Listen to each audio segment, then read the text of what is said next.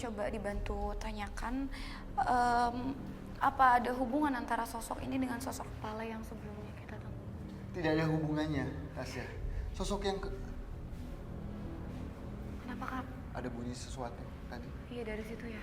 Sosok kepala itu, kembali lagi Tasya, sosok kepala itu keundang ke bangunan ini. Padahal sosok kepala itu aslinya bukan di sini Tasya. Kembali lagi kan, kenapa bisa keundang ke sini? Karena ada hawa kesedihan, hawa kebencian, bahkan yang membuat sosok kepala itu datang ke bangunan ini. Gitu, Tasya. Tapi Kak katanya pabrik ini semasa aktif itu sering mengalami gangguan. Ya, Bahkan sempat ngelihat sosok perempuan betul.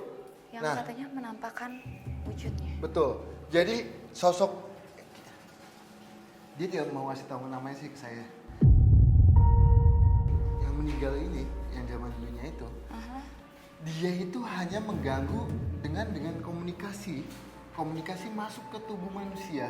Tapi dia tidak ada komunikasinya, hanya kayak apa ya bahasanya, kalau wanita itu kayak cuma Seakan memperkuat kesaksian yang ada bahwa semasa masih menjadi pemukiman terdengar isu tragis di mana salah seorang yang tinggal mengakhiri hidupnya dengan cara bunuh diri. Oh ya benar, dulu itu udah beberapa tahun yang lalu ya. Sama wanita yang bunuh diri juga pernah. Udah sekolah SMA kalau SMA ya dia.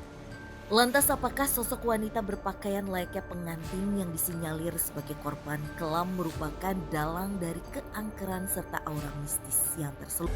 Keangkeran tempat ini bukan hanya pada bagian bangunan utama saja, melainkan tak jauh dari area ini terdapat sebuah bangunan yang dulu difungsikan sebagai mes pekerja maupun pernah menjadi sisi lain pabrik tinta. Apakah sosok perempuan dengan pakaian pengantin yang juga menghantui mes pekerja ketika aktif? Ataukah adanya sosok astral lain yang menyebabkan semua itu terjadi?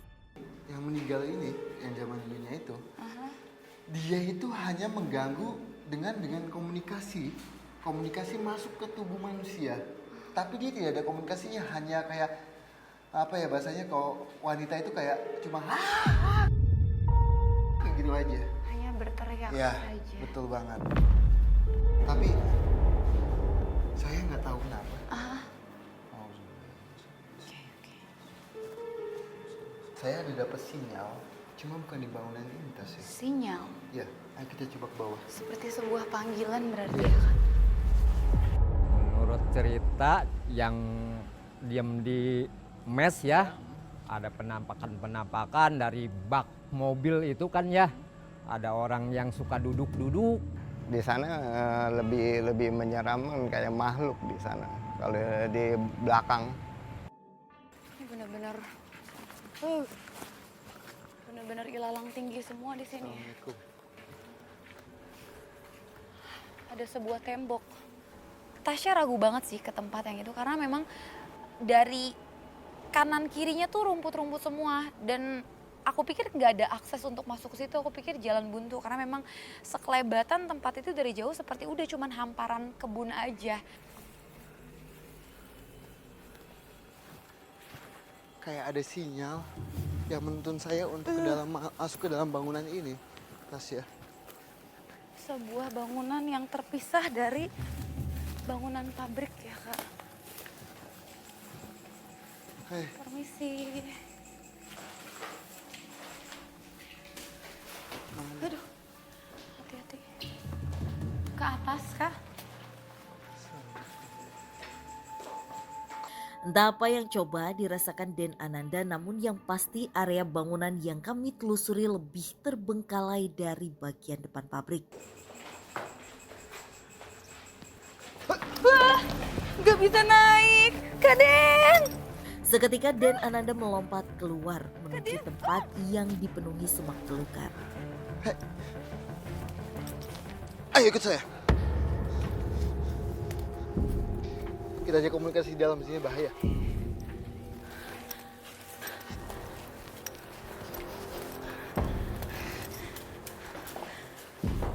Hei, diam.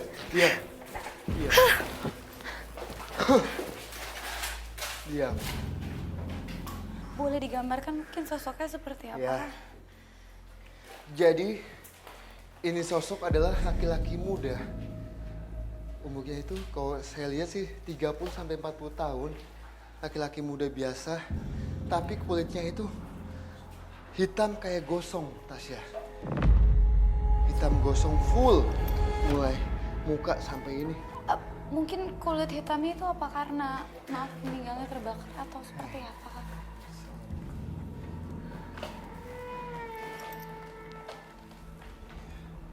Oke, jadi kalian lagi coba berkomunikasi dengan sosok laki-laki yang ada di sini. Oke Tasya, jadi sosok ini pada saat zaman dunia itu dia mempunyai pasangan yang tinggal di wilayah bangunan ini, Tasya. Sosok ini mencintai wanita, tapi beda beda apa sih ya? Beda Ras. suku. Dengan sosok wanita ini Cina, sedangkan nih laki-laki ini sangat-sangat biasa dengan kulit sawo matang. Laki-laki ini bilang, pasangan saya itu sangat tulus mencintai saya. Pada saat dia mau pulang tiba-tiba dia diculik dan lalu disiram suatu minyak tanah ataupun apa lalu di gitu langsung.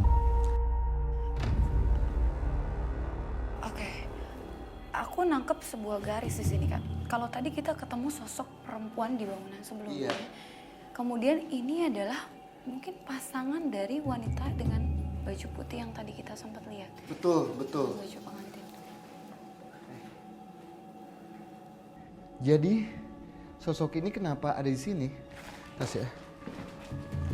Awas jadi itu masuk aja di sini. Kenapa sosok ini ada di sini, Tas ya? Dia itu mengetahui bahkan mengingat ini tempat tinggal pasangannya. Jadi dia ingin menetap di sini gitu, Tasya. Nah,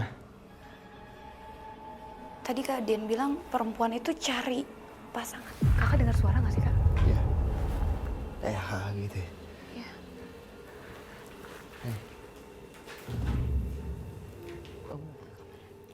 Dia mau nunjukin suatu tempat.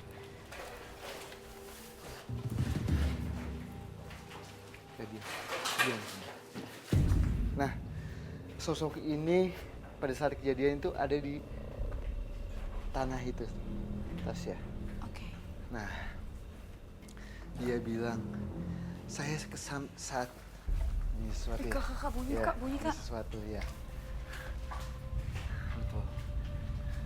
Sampai saat ini nih sosok masih ingin menemukan soal kekasihnya itu, Tasya. Kekasihnya yang dia pada saat bisa kita bilang mau menikah lah ya. Karena dia pakai gaun pengantin. Iya, betul Tasya. Perempuan itu cari sosok laki-laki dan ini adalah sosok yang dicari. Betul. Nah, kenapa ini nggak bisa saling ketemu? Sosok wanita ini tidak mengenali laki-laki ini. Kenapa bisa sampai tidak mengenali? Karena kondisinya sudah gosong sekali. Karena terbakar mungkin ya Kak. Ya, betul banget. Kamu mengganggu tidak? Di sini. Jadi ini sosok, tadi saya tanya, kamu mengganggu tidak? Saya tanya begitu. Dia bilang, saya tidak mengganggu, saya hanya di sini saja.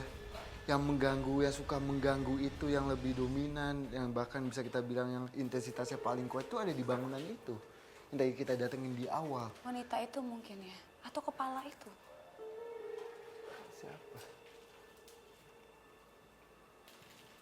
Kakak, aku cium aroma kebakar. Aku cium aroma kebakar. Tuh. Oh, ada sosok wanita.